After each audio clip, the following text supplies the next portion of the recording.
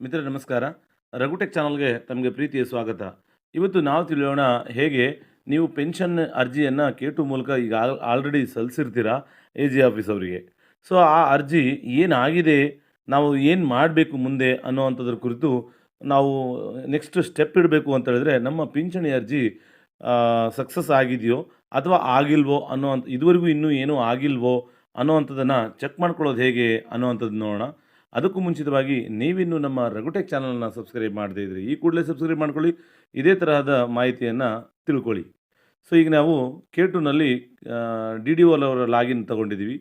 ಡಿ.ಡಿ.ಒರವರ ಲಾಗಿನ್ನಲ್ಲಿ ನಮಗೆ ಪೆನ್ಷನ್ ಅನ್ನೋವಂಥದ್ದು ಬರುತ್ತೆ ನೋಡಿ ಅಲ್ಲಿ. ಪೆನ್ಷನ್ನಲ್ಲಿ ಬಂದುಬಿಟ್ಟು ಇಲ್ಲಿ ಸುಮಾರಷ್ಟು ಕಾಲಮ್ಗಳು ನಮಗೆ ಕಾಣಿಸ್ಕೊಳ್ತವೆ. ಅಲ್ಲಿ ಏನು ಕೆ.ಟಿ.ಸಿ 45 ಅನ್ನೋವಂಥದ್ದು ಇರುತ್ತೆ.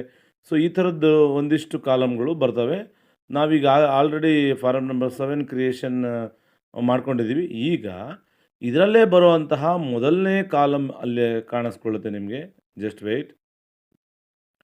ಮೊದಲನೇ ಕಾಲಮಲ್ಲಿ ಅಲ್ಲಿ ನೋಡಿ ಕೆ.ಟಿ.ಸಿ 45 ಅಂತ ಏನಿದೆಯಲ್ಲ, ಆ ಮೊದಲನೇ ಕಾಲಮಲ್ಲಿ ಅಲ್ಲಿ ಅದರ ಮೇಲೆ ತಗೊಂಡೋದ್ರೆ ನಮಗೆ ವ್ಯೂ ಇ.ಪಿ.ಪಿ.ಒ ಅಂತ ಬರುತ್ತೆ. ಅದ್ರ ಮೇಲೆ ಕ್ಲಿಕ್ ಮಾಡಬೇಕು. ವ್ಯೂ ಇ.ಪಿ.ಪಿ.ಒವನ್ನು ಚೆಕ್ ಮಾಡ್ಕೊಳ್ಳೋದು ಹೇಗೆ ಅಂತ.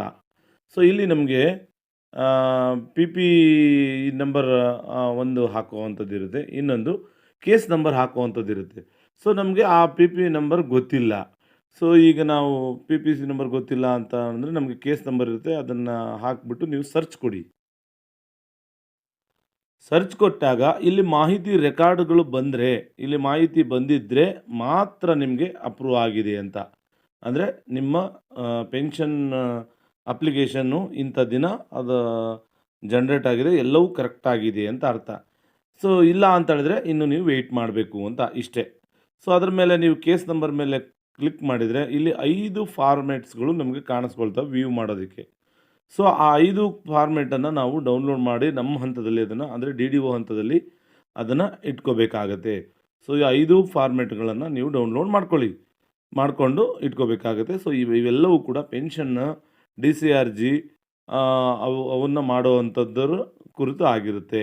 ಸೊ ಅದನ್ನು ನೋಡ್ಕೋಬೋದು ನೀವು. ಸೊ ಇದಿಷ್ಟು ನಾವು ಹೇಗೆ ಮಾಡ್ಕೋಬೇಕು, ಹೇಗೆ ಇದನ್ನು ನೋಡ್ಕೋಬೇಕು, ಪೆನ್ಷನ್ ಸ್ಟೇಟಸ್ ಅನ್ನೋವಂಥದ್ರ ಕುರಿತು ಮಾಹಿತಿ ಇದಾಗಿತ್ತು. Thank you.